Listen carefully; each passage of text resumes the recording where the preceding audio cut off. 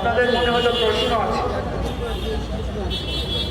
যে বিএনপি তো বলছে যে তারা জুলাই সনদ অক্ষরে অক্ষরে বাস্তবায়ন করবে, তাহলে আমরা জুলাই সনদ নিয়ে এত চিন্তিত কেন?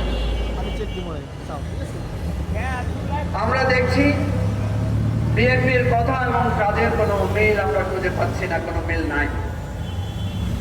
তারা একদিকে বলছেন যে তারা জুলাই সনদ অক্ষরে অক্ষরে বাস্তবায়ন করবেন, আর আরেকদিকে তারা বলছেন জুলাই সনদ আদেশ যে দেওয়া হয়েছে সেটা নাকি অবৈধ, অসাংবিধানিক।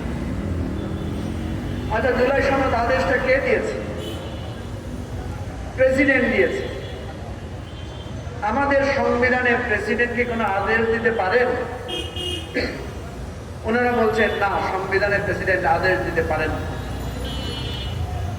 সংবিধানে 58 নং অনুচ্ছেদে বলা হয়েছে রাষ্ট্রপতি শুধু দুইটা কাজ পারেন।